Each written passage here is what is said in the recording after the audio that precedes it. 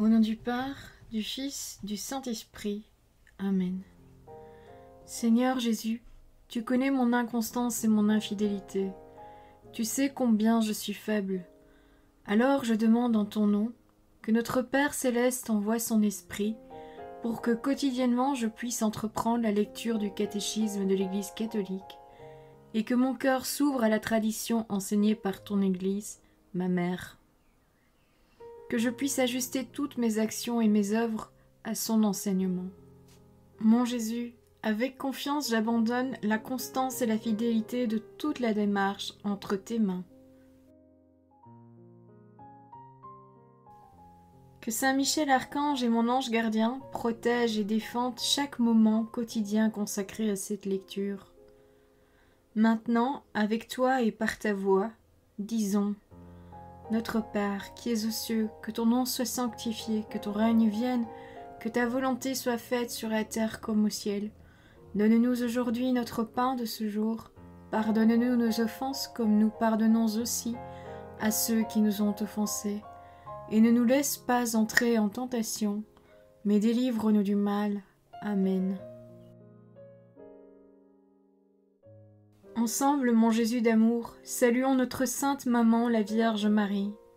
Entre ses mains, je remets mon cœur, mon âme, ma volonté et ma vie, afin que par ses soins règne en moi la volonté du Père, et qu'en ses mains mes œuvres soient gardées, transformées, en parfaite offrande rayonnante de la lumière de Dieu, pour sa gloire, le salut des âmes et la consolation des âmes du purgatoire. Je te salue Marie, comblée de grâce. Le Seigneur est avec toi, tu es bénie entre toutes les femmes, et Jésus, ton enfant, est béni. Sainte Marie, Mère de Dieu, prie pour nous, pauvres pécheurs, maintenant et à l'heure de notre mort. Amen. Je te salue Marie, comblée de grâce, le Seigneur est avec toi. Tu es bénie entre toutes les femmes, et Jésus, le fruit de tes entrailles, est béni. Sainte Marie, Mère de Dieu, prie pour nous, pauvres pécheurs, maintenant et à l'heure de notre mort. Amen. Je te salue Marie, comblée de grâce, le Seigneur est avec toi, tu es bénie entre toutes les femmes, et Jésus, le fruit de tes entrailles, est béni. Sainte Marie, Mère de Dieu, prie pour nous pauvres pécheurs, maintenant et à l'heure de notre mort. Amen. Ô Saint-Esprit, par l'intercession du cœur immaculé de la Sainte Vierge Marie, et par le cœur chaste de Saint Joseph, donne-moi un cœur doux, humble, pur, miséricordieux et charitable. Rends-moi docile à tes célestes inspirations, et prompte à y répondre. Que mon cœur enflammé de ton amour soit en toutes ses œuvres dans la volonté du Père, œuvrant ainsi sous ton joug léger et joyeux. Père céleste, je fais ces demandes par les mérites, les œuvres et les souffrances de Jésus-Christ, ton Fils bien-aimé. En mon nom, au nom des âmes de ma famille, au nom des âmes de mes proches, au nom des âmes qui se sont recommandées à mes prières, au nom des âmes constituant ta Sainte Église, le pape, les cardinaux, les évêques, les prêtres, les religieux et religieuses, les laïcs, au nom des âmes qui ne te connaissent pas, des âmes des païens, des âmes des hérétiques, des âmes des apostats et des âmes froides. En tout temps, dans les siècles des siècles. Amen. Quatrième point, l'Esprit du Christ dans la plénitude du temps. Jean, précurseur, prophète et baptiste. Numéro 717. Parut un homme envoyé de Dieu. Il se nommait Jean. Voir l'Évangile selon saint Jean, chapitre 1, verset 6.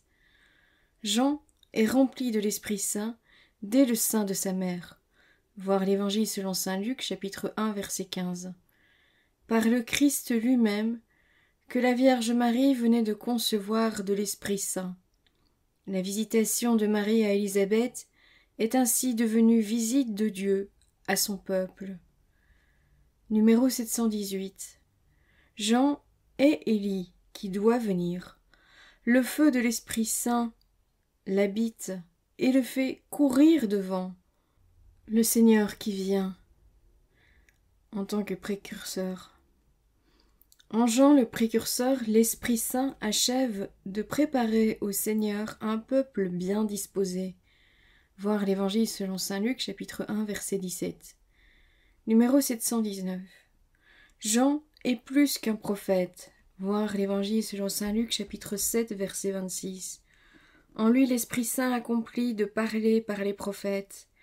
Jean achève le cycle des prophètes inauguré par Élie. Il annonce l'imminence de la consolation d'Israël. Il est la voix du consolateur qui vient, comme le fera l'Esprit de vérité. Il vient comme témoin pour rendre témoignage à la lumière. Voir l'Évangile selon saint Jean, chapitre 1, verset 7. Au regard de Jean, l'Esprit accomplit ainsi les recherches des prophètes et la convoitise des anges. Celui sur qui tu verras l'Esprit descendre et demeurer, c'est lui qui baptise dans l'Esprit. Oui, j'ai vu et j'atteste que c'est lui, le Fils de Dieu. Voici l'agneau de Dieu. Voir l'Évangile selon saint Jean, chapitre 1, versets 33 à 36. Numéro 720. Enfin, avec Jean-Baptiste, l'Esprit Saint inaugure, en le préfigurant, ce qu'il réalisera avec et dans le Christ. Redonner à l'homme la ressemblance divine, le baptême de Jean était pour le repentir. Celui dans l'eau et dans l'Esprit sera une nouvelle naissance. Réjouis-toi, comblé de grâce. Numéro 721. Marie, la toute sainte Mère de Dieu, toujours vierge, est le chef-d'œuvre de la mission du Fils et de l'Esprit, dans la plénitude du temps.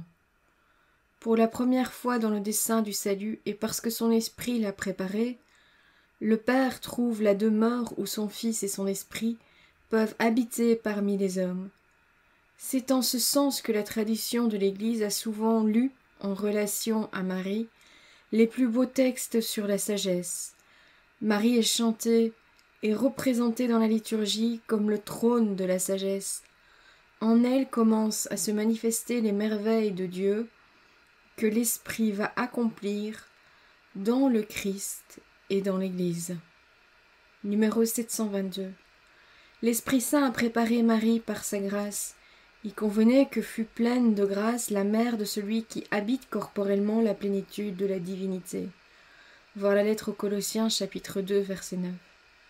Elle a été, par pure grâce, conçue sans péché, comme la plus humble des créatures, la plus capable d'accueil aux dons ineffables du Tout-Puissant.